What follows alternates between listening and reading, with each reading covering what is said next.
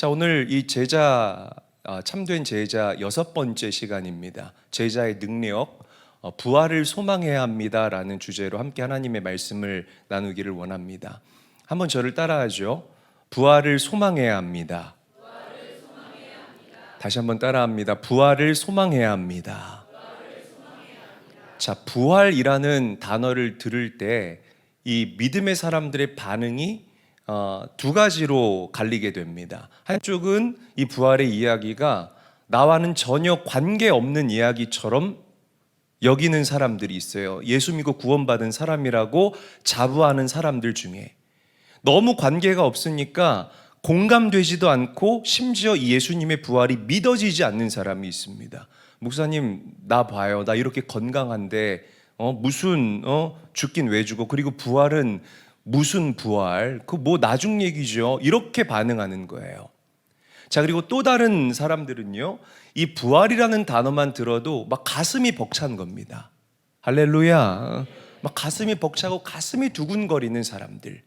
그리고 실제로 이 땅을 살아갈 때 예수 그리스도의 부활의 능력으로 이 땅을 살아가는 참된 주님의 제자들. 여러분, 부활은요, 단순히 죽은 이후에 내가 다시 살아나는 것만을 이야기하는 것이 아니에요. 부활은요, 이 땅을 살아가는 진짜 주님의 제자들로 하여금 하나님 크게 일을 경험할 수 있도록 하시는 하나님의 놀라운 능력이라는 사실을 믿으시기를 바랍니다. 그래서 부활에 대한 확신과 믿음이 있는 사람과 그렇지 않은 사람들의 이 삶의 내용은요, 하늘과 땅 차이인 거예요. 전혀 다른 인생을 살아갑니다. 이 부활에 대한 확신이 있는 사람은 가난해도 당당해요. 배움이 없어도 얼마나 이 사람들은 눈빛이 빛나는지 몰라요. 자부심이 있습니다. 자부심이요. 그러니까 여러분, 이게요, 그냥 꼬장 부리는 게 아니고 객기 부리는 게 아니에요. 여러분, 이 당당함과 이 자부심은요, 나를 부활의 능력으로 강권하시는 성령 하나님에 대한 확신이고, 더 나아가서 영원한 천국을 바라보는 눈이 열린 자의 담대함이라는 사실을 우리 성도님들이 명심해야 할 것입니다. 그리고 이렇게 사는 사람들이 진짜 주님의 제자라는 것입니다. 할렐루야. 자, 오늘 참된 제자가 가져야 할 이 부활 신앙에 대해서 우리가 한번 3가지 정도로 말씀을 나눠보기를 원합니다. 자, 첫 번째로 부활은 예수님을 더 적극적으로 바라보게 합니다. 한번 저를 따라합니다. 부활은 예수님을 적극적으로 바라보게 한다. 자, 참된 제자는요, 항상 내 안에 예수의 영, 성령 하나님을 확신하며 살아가요. 그래서 그분의 세미한 인도하심과 그분의 음성에 반응하며 살아갑니다. 그러니까 하나님과 친밀한 관계에 있다라는 거죠, 여러분. 저는 여러분들이 그렇게 되시기를 주의 이름으로 간절히 축원합니다. 그래서 내 안에 성령이 있음을 확신하며 살아가는 사람은요, 바라봐야 할 대상을 명확하게 바라보며 살아가요. 그분이 누구십니까? 우리의 산 소망 되신 예수 그리스도라 이 말이에요. 정말 예수님을 적극적으로 바라보며 살아갑니다. 그러니까 이 성경에 기록된 하나님 손에 붙들려서 하나님 크게 일을 경험하며 살아가고 영적인 기염을 토해내며 살아갔던 우리 믿음의 선진들의 삶의 특징이 무엇이냐? 막 자루 재듯이 칼로 딱딱 자르듯이 한치의 오차 없이 살아갔던 그런 사람들이 아닙니다. 부족하지만 하나님을 적극적으로 바라보고 예수님을 적극적으로 바라봤던 사람들이었다라는 거예요. 다윗을 조명해 보아요, 여러분. 다윗 하면 떠오르는 이미지가 무엇입니까? 먼저 번영이 떠오르죠. 승리가 떠오르고 하나님을 가장 사랑했던 이스라엘의 역대왕, 정말 유대인 주이시들이 가장 존경하고 사랑하는 왕 다윗이에요, 여러분. 그런데 이 시편을 보면 시편의 대부분을 다 다윗이 쓰지 않았습니까? 그런데 이 다윗의 시편을 보게 되면 시편의 내용들이 대부분 다윗의 고민과 번민에 대한 내용들이에요. 나를 대적하는 그 악인들에 대한 다윗의 고민들, 그리고 내 주어진 형편에 이런 어려움 때문에 고민하고 마음 아파하는 이런 다윗의 마음, 다윗의 시편의 주된 내용이라는 거죠. 아들한테 배신당하잖아요. 압살롬이 이 다윗을 죽이겠다고 으름장을 놓으니까요, 다윗이 이방 땅에서 그렇게 눈물 흘리면서 하나님을 찾고 부르짖지 않습니까? 이게 바로 다윗의 시편이라는 거죠. 자, 그런데 여러분 보세요. 어려운 환경, 나를 괴롭히는 사람, 어려운 처지가 나에게 연속적으로 산재 있음에도 불구하고요, 다윗은 문제를 바라보지 않았다 이 말이에요. 오히려 어려울 때마다 누구를 찾았습니까? 다윗의 시편은 항상 똑같아요. 패턴이 있어요. 하나님, 내가 어렵습니다. 원수가 나한테 불화살을 쏩니다. 하나님, 내가 어떻게 해야 될까요? 그런데 갑자기 극적인 반전이 일어나요. 그러나 나는 여호와 하나님을 바라보고 여호와 하나님을 찬양하리로다. 그가 나를 구원하였으며. 할렐루야. 그러니까 여러분, 다윗은요, 환경과 상황과 사람에게 시선을 두지 않고요, 어려울수록 하나님을 더욱더 적극적으로 바라봤다는 거예요. 왜? 다윗 안에 하나님의 영이 살아계셨기 때문이라는 것입니다. 믿으시기를 바랍니다. 여러분, 우리가 예수님을 바라본다는 것, 목사님, 예수님을 어떻게 바라봐요? 예수님 하늘나라에 계시는데 예수님 어떻게 바라봐요? 여러분, 요즘 시대가 저와 여러분들에게 주는 대표적인 키워드가 뭡니까? 불확실성 아닙니까? 이런 삶의 여러 가지 불확실성 가운데에서도 진리 되신 예수님의 확실함을 바라보는 것이 예수님을 바라본다의 참 의미인 거예요. 삶이 어렵고 힘들죠. 어렵고 힘들어요. 우리 제일교회 성도들 어렵고 힘들게 살아가는 사람들 정말 많아요.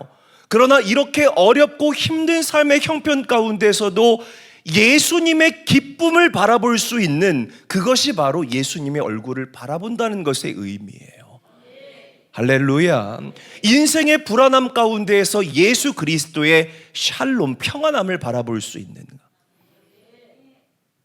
이게 예수님을 적극적으로 바라본다는 것의 참 의미라는 것이죠.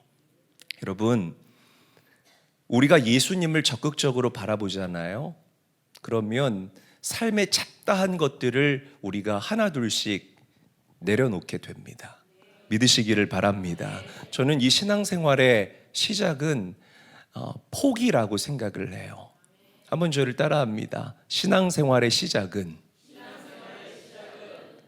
포기이다.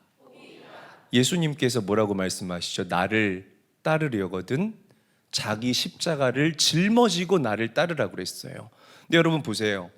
손에 이렇게 다 들고 있잖아요.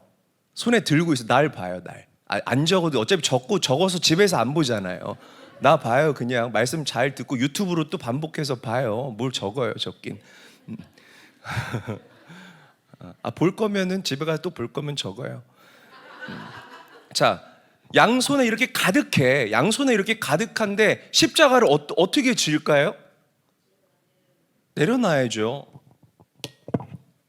내려놔야 우리가 십자가를 짊어질 수 있잖아요. 그러니까 여러분, 예수님께서 말씀하신 자기 십자가를 짊어지기 위해서는 이 세상의 잡다한 것들, 내가 붙잡고 놓지 못하는 것을 내려놔야 하는데, 우리가 예수님을 바라보고 하나님의 뜻을 이 안에 분별하는 그 하트가 생기기 시작하면 이 세상의 잡다한 것들을 다 내려놓게 된다는 거예요. 오늘 간증이 그 간증 아닙니까, 여러분? 할렐루야. 절대로 십자가는 세상과 같이 짊어지고 갈 수가 없어요. 믿으시면 큰 소리로 아멘 합시다. 마태복음 14장을 보게 되면 베드로가 물 위를 걷는 명장면이 나옵니다. 아마 여러분들 잘 아시는 그런 장면일 거라고 저는 생각을 해요. 뻔합니다. 베드로가 예수님께 그 시선을 고정했을 때에 베드로는 물 위를 걷는 기적과 같은 일들을, 하나님의 역사를 경험하죠. 그런데 순간 이 베드로의 시선이 넘실거리는 바다와 파도에 쏠리게 되니까 금방 물에 빠지는 안타까운 처지가 되고 만다는 거죠. 그러니까 여러분, 이 신앙의 journey, 신앙의 여정, 이 신앙의 여행은요, 결국에는 예수님의 얼굴을 바라보느냐, 이 세상에 산재한 많은 어려움과 내 삶의 형편들을 바라보느냐의 싸움이에요. 죽을 때까지 이 싸움이에요. 할렐루야. 그러니까 우리가 영적으로 영민함을 가지고 있어야 하는 이유가 바로 여기에 있는 거예요. 여러분, 예수님께서 십자가에서 사망을 이기시고 그리고 부활하셨다라는 이 사실과 능력을 믿으신다면 더 적극적으로 예수님의 얼굴을 구하고 바라볼 수 있게 되시는 사랑하는 제일교회 모든 성도님들이 될 수 있기를 주님의 이름으로 간절히 축원합니다. 그래야 우리가 참된 제자로 살아갈 수 있는 거예요. 할렐루야. 나를 괴롭히는 대적들, 거기에 시선을 두지 마세요. 여러분들 삶의 오점에 여러분들의 시선을 두지 마시고 경건치 못한 내 주변의 환경에 여러분들의 시선을 두지 마세요.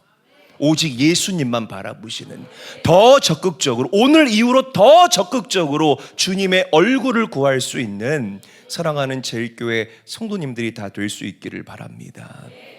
할렐루야. 옆 사람과 인사하죠. 우리 더욱더 적극적으로 주님의 얼굴을 바라봅시다. 인사하겠습니다.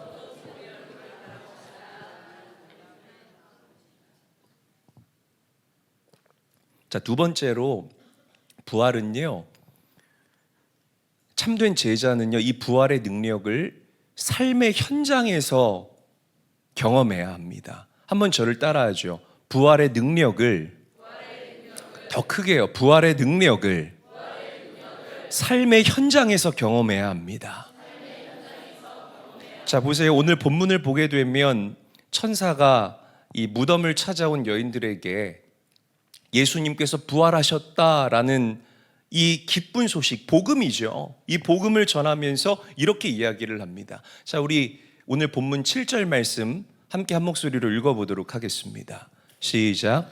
가서 그의 제자들과 베드로에게 이르기를 예수께서 너희보다 먼저 갈릴리로 가시나니 전에 너희에게 말씀하신 대로 너희가 거기서 배우리라 하라 하는지라. 자, 제가 빨간 색깔 글씨로 표시했죠. 예수님께서 너희보다 먼저 어디로 가신다고요?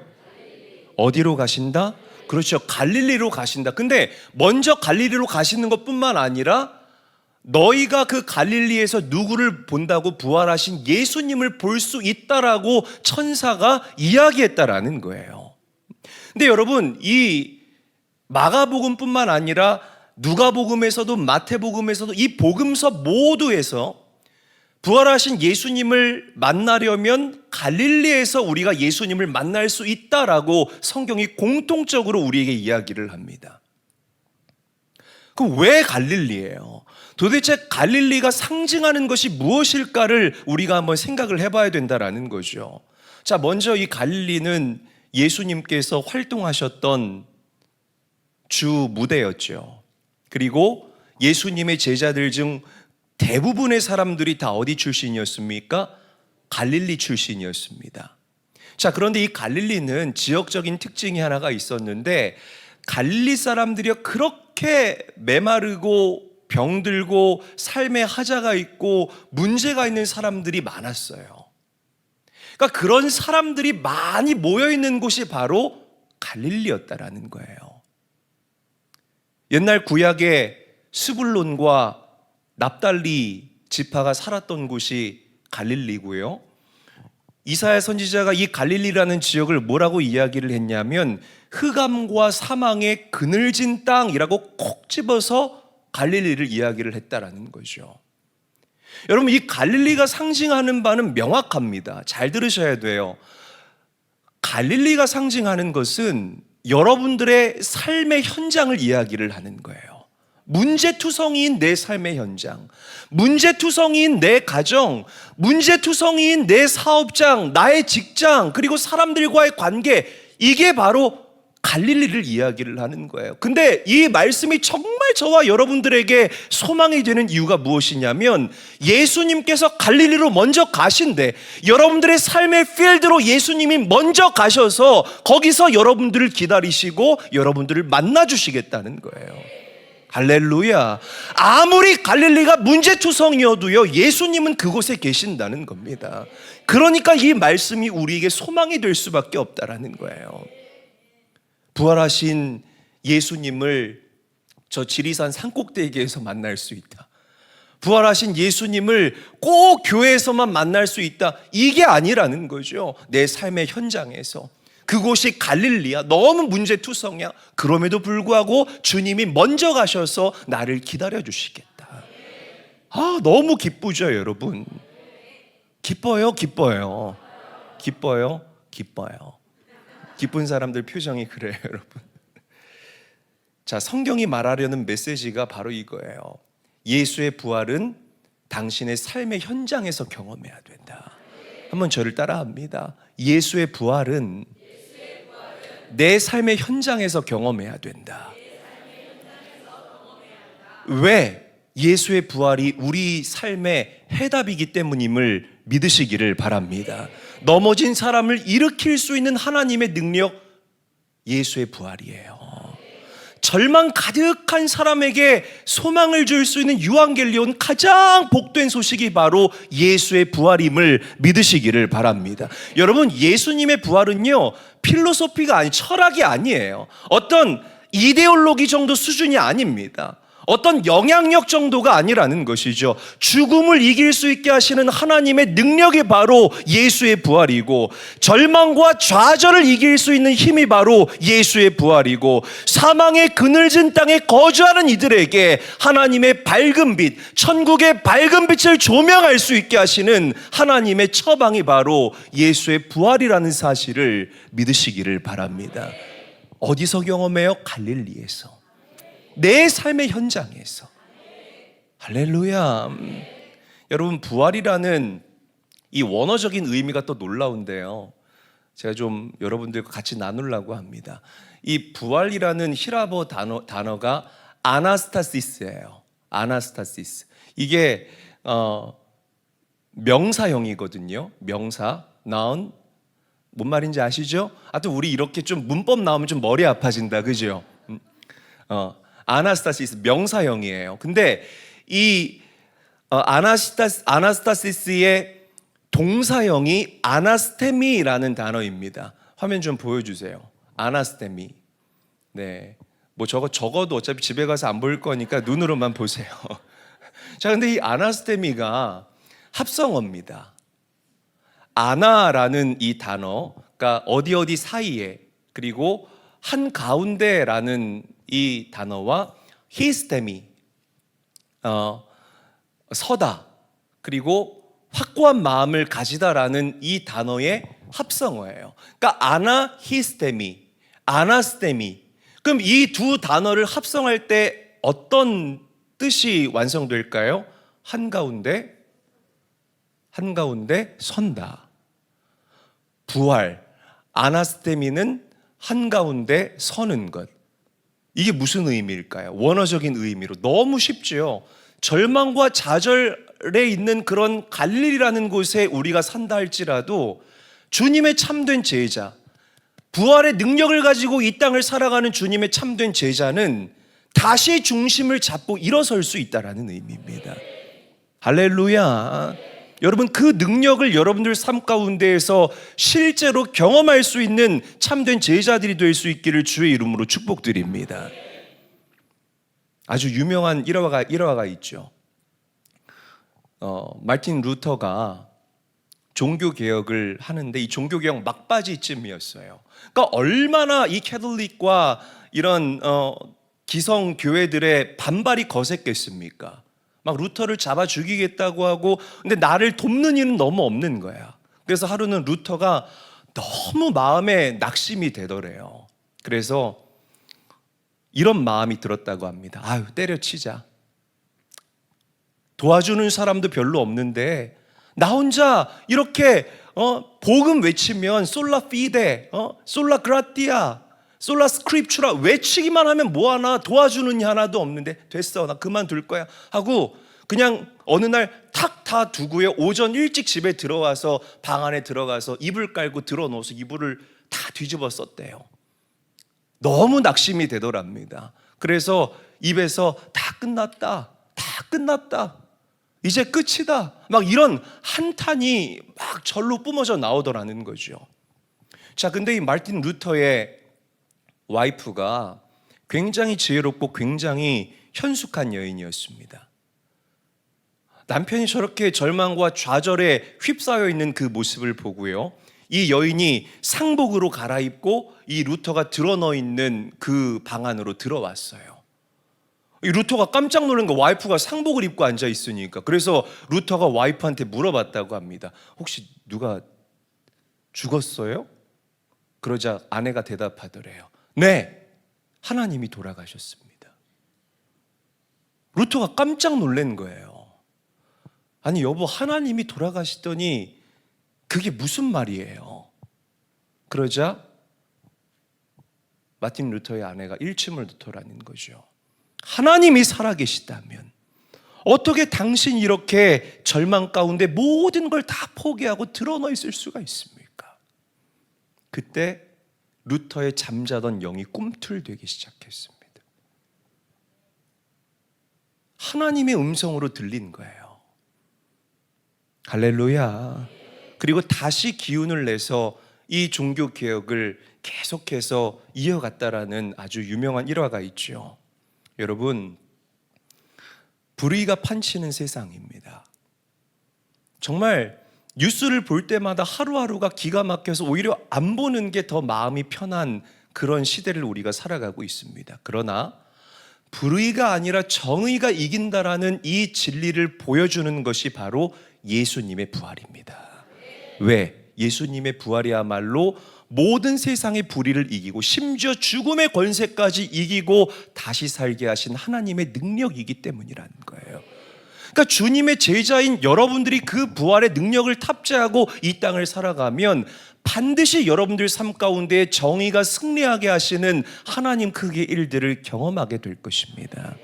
삶이 고통스럽지만 고통으로 끝나는 것이 내 삶이 아니라, 할렐루야, 반드시 하나님께서 우리를 치유하시고 회복시켜 주신다는 것을 확인시켜 주는 것이 바로 예수님의 부활임을 믿으시기를 바랍니다. 사랑하는 제일교회 성도 여러분, 여러분들은 참된 제자입니다. 여러분들의 삶이 갈릴리와 같다 할지라도 낙심하거나 좌절하지 마세요. 주님이 그 갈릴리에 먼저 가서 여러분들을 기다리고 계시고 반드시 여러분들을 만나주시고 여러분들과 함께하여 주실 줄을 믿으시기를 바랍니다. 옆사람과 인사합니다. 갈릴리에서 부활하신 예수님을 만나야 합니다. 인사하겠습니다. 자, 마지막으로 우리 부활의 증인이 되어야 합니다. 한번 저를 따라하죠. 부활의 증인이 되어야 합니다. 자, 우리가 성경을 자세히 보면 놀라운 한 가지 사실을 확인할 수가 있는데, 자, 예수님께서 부활하시고 난 다음 예수님께서 나를 십자가에 못 박은 그 로마의 군인들을 찾아가지 않았다는 거예요. 빌라도 찾아가지 않았습니다. 대제사장, 서기관, 바리새인 찾아가지 않았습니다. 찾아가셔가지고요, 야, 너 나 못 박았지? 나도 너 똑같이 못 박아줄게. 나는 아주 고통 잘 느끼라고 천천히 못 박을 거야. 이렇게 하지 않았다는 거예요. 예수님께서. 되게 좋아하시네요, 여러분. 오히려 예수님께서 누구에게 가셨죠? 불안에 떨고 있는 제자들을 찾아가 주셔서 그들에게 부활하신 당신의 몸을 보여주시고 부활의 능력을 부어주셨음을 믿으시기를 바랍니다. 왜? 주님의 관심은요, 복수하는 게 아니에요. 아멘. 주님의 관심은 세상을 살리는 것이었기 때문이라는 사실을 기억하시기를 바랍니다. 여러분, 왜 예수님께서 이 땅에 오셨습니까? 왜 예수님께서 십자가에 죽으셨고 왜 예수님께서 다시 부활하셨습니까? 세상을 심판하시는 것이 하나님의 뜻이 아니라 온 세상을 구원하시는 것이 바로 예수님의 마음이고 아버지 하나님의 뜻이었기 때문에 예수님이 그렇게 하신 거예요. 할렐루야. 이제 주님께서 그 당신의 뜻을 참된 제자인 여러분들을 통해서 이루시기를 원하신다, 이 말입니다. 말씀 읽어보죠. 마태복음 28장 18절에서부터 20절까지의 말씀, 우리 한 목소리로 읽습니다. 시작. 하늘과 땅의 모든 권세를 내게 주셨으니 그러므로 너희는 가서 모든 민족을 제자로 삼아 아버지와 아들과 성령의 이름으로 세례를 베풀고 볼지어다 내가 세상 끝날까지 너희와 항상 함께 있으리라. 자, 누가복음도 한번 읽어볼게요. 누가복음 24장 44절 말씀입니다. 한 목소리로 읽습니다. 시작. 또 이르시되 내가 너희와 함께 있을 때에 너희에게 말한 바 곧 모세의 율법과 선지자의 글과 시편의 날을 가리켜 기록된 모든 것이 이루어져야 하리라 한 말이 이것이라 하시고. 자, 갈릴리에서 당신의 제자들, 즉 여러분들을 만나 주신 주님께서 이제 말씀하시는 거예요. 너희들은 부활의 증인이 되어야 한다. 할렐루야. 부활의 증인이 되어야 한다. 내가 부활했다라는 이 놀라운 복음을 온 세상에 알리는 자들이 되어야 한다라고 예수님께서 명확하게 우리 성도들, 제자된 여러분들에게 이야기하고 있다는 것입니다. 이 세상 사람들이 더 이상 소망이 없습니다. 나는 이대로 끝입니다 라고 절망하고 낙심하는 자들에게 얘기하는 거예요. 예수님의 십자가의 죽으심과 다시 사심을 봐라. 불의가 승리하는 것 같지만 그렇지 않다. 정의가 승리했다라는 것이 십자가에서 증명되지 않았느냐. 아멘. 이 진리를 전하는 전달자 역할을 우리가 해야 된다라는 거예요. 왜? 죄와 문제투성인 이 세상을 이길 수 있는 유일한 길은 오직 예수의 부활밖에 없기 때문이라는 거예요. 사랑하는 여러분, 진짜 이 부활 신앙을 탑재해야 됩니다. 아멘. 이게 없으면 가라지같이 살 수밖에 없어요. 그냥 꽂아놓은 보리자루 마냥 앉아있다가 교회 가는 정말 안타까운 그런 인생이 되고 맙니다. 포도나무에서 떨어진 그런 가지가 될 수밖에 없다는 거예요. 믿으시기를 바랍니다. 자, 여러분 사도행전 2장을 볼까요? 그 베드로가, 실수투성이었던 베드로가 성령을 받고요, 사람들에게 외치기 시작합니다. 뭘? 복음을 외치기 시작한다는 거예요. 당신들이 십자가에 못 박아 죽인 그 예수가 부활했습니다. 그분이야말로 하나님의 아들이 맞습니다. 그분이 온 이스라엘이 기다리던, 아니 온 인류가 기다리던 메시아이십니다. 여러분, 베드로의 이 복음을 들은 많은 예루살렘 사람들이요, 마음의 찔림을 얻기 시작합니다. 형제들아 내가 어찌할꼬, 형제들아 내가 어찌할꼬, 마음의 찔림을 얻기 시작해요. 그날 하룻밤 사이에 3,000명의 장정들이 주님의 제자가 되는 기가 막힌 역사가 일어나게 된 줄로 믿으시기를 바랍니다. 이 복음이요, 예루살렘과 사마리아를 넘어서 땅끝까지 전파되게 됩니다. 복음이요, 여러분, 우상과 미신과 주술이 가득했던 로마에 들어갔어요. 복음 때문에 로마가 진동한다고요. 그래서 그 로마가 복음화되는 놀라운 역사가 주님의 제자들을 통해서, 그 증인들을 통해서 일어나게 된 줄 믿습니다. 마게도냐부터 시작된 이 유럽에 복음이 증거되기 시작한 이 복음의 역사가요, 영국에 다다랐을 때 영국이 진동하기 시작해요. 여러분, 영국을 통해서 온 유럽 일대가 하나님의 복음으로 샤워를 해버리게 되는 기가 막힌 역사가 일어나게 됩니다. 우리나라 기독교 역사 120년 이제 넘어갔죠. 여러분, 흑암이 가득했던 이 조선 땅에요, 하나님의 복음이 들어오게 됩니다. 120년이 지나갔어요. 여러분, 이 짧은 기간 동안 하나님의 놀라우신 은혜로 말미암아, 복음의 능력과 부활의 능력으로 말미암아 저와 여러분들이 이렇게 강건할 수 있게 됐다는 거예요. 왜? 증인들이 복음을 전했기 때문이라는 거예요. 이제 그 바통을 여러분들이 이어받을 수 있게 되시기를 주의 이름으로 간절히 축원합니다. 간절히 축원합니다. 제가 이런 생각을 해봤어요. 증인이 되기 위해서 무슨 조건이 필요할까요? 아니요, 필요하지 않아요. 무슨 말인지 아시겠습니까? 모르네. 그러니까 증인은요, 여러분, 증인의 조건이 뭡니까? 어떤 사건을 경험하고 만난 모든 사람들이 다 witness예요. 증인이에요. 그런 사람들이 다. 할렐루야. 무슨 말 하는지 이해되셨죠? 어떤 사건을 경험하고 만난 사람들이 다 증인이라고요. 지금은 이제 블랙박스랑 CCTV가 하도 발달이 돼서 그 이렇게 횡단보도에 현수막 잘 안 걸려 있는데, 불과 한 10년 전만 해도 이 횡단보도에 현수막 이렇게 크게 걸려 있어요. 어떤 현수막? 목격자를 찾습니다. 이게 증인을 찾습니다, 여러분. 기억나시죠? 2023년 7월 13일 저녁 새벽 5시, 아니 저녁에 새벽 5시 벤틀리 승용차와 그랜저 승용차의 추돌 사고를 목격하신 분은 010 땡땡땡땡 땡땡땡땡으로 연락 주시면 후사하겠습니다. 저는 어릴 때 그걸 보면서 나는 왜 저걸 못 봐서 후사를 못 받을까? 저는 그런 생각을 했던 적이 있어요. 엉뚱하죠? 후사 받고 싶었던 사람입니다. 그러니까 이 현수막이 뭡니까? 증인 찾는다는 거예요, 증인. 그런데 증인이 되기 위한 조건이 뭐예요? 목격하신 분이에요. 목격하신 분. 따라해요. 목격하신 분. 다시요. 목격하신 분. 만약에 현수막에 보세요. 현수막에 추돌 사고를 목격하신 박사학위 가지고 계신 분 연락 주십시오. 누가 연락해요? 추돌 사고를 목격하신 통장에 현금 50억 찍혀 있는 분 연락 주십시오. 아무도 연락 못 해요. 추돌 사고를 목격하신 뒷자리 사자로 끝난 직업 가지고 계시는 분 연락 주십시오. 아무도 연락 못 한다는 거죠. 그러니까 여러분 보세요. 증인의 조건은요 무엇이냐? 내가 그걸 보고 듣고 경험하면 그 사람은 증인이라는 거예요. 다른 게 필요 없다라는 거죠. 어려운 게 아니라는 거예요.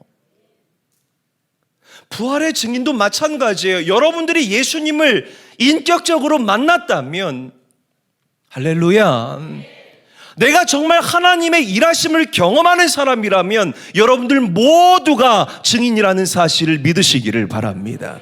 아멘. 우리 모두가 이 일의 증인이라. 예수님의 선언이라는 거죠. 가난하고 약하고 어렵게 산다고 해서 기죽지 마십시오. 이미 여러분들은 부활의 증인임을 믿습니다. 담대하게 전하시고 주님의 아들, 딸답게 당당하게 이 땅을 살아갈 수 있는 참된 제자들이 다 될 수 있기를 주의 이름으로 간절히 축원합니다. 말씀을 정리하죠. 여러분, 정말 갈릴리 같은 이 세상이죠. 흑암과 사망이 가득한 그 갈릴리 땅. 문제 많고 과거가 있고 하자투성이인 사람들이 모여 사는 그 갈릴리.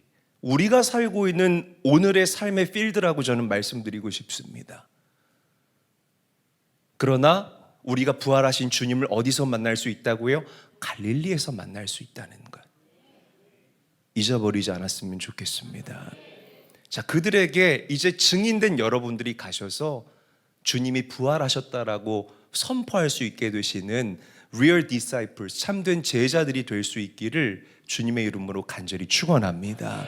나보다 앞서가시는 하나님 경험하시고, 나를 위해 일해하시고 준비하시는 하나님 경험하시고, 나를 여기까지 인도하시는 에베네셀의 하나님 경험할 수 있는 진짜 제자. 무엇으로? 부활의 능력으로. 오늘 이 밤 다시 한번 주님께 매달려 기도하십시오. 하나님, 내가 부활의 능력으로 더 적극적으로 주님 바라보며 살겠습니다. 내 삶이 갈릴리와 같다 할지라도 난 그곳에서 주님 만날 것을 확신합니다. 하나님, 제가 증인 되겠습니다. 결단할 수 있는 사랑하는 제일교회 모든 성도들이 될 수 있기를 주님의 이름으로 간절히 축원합니다.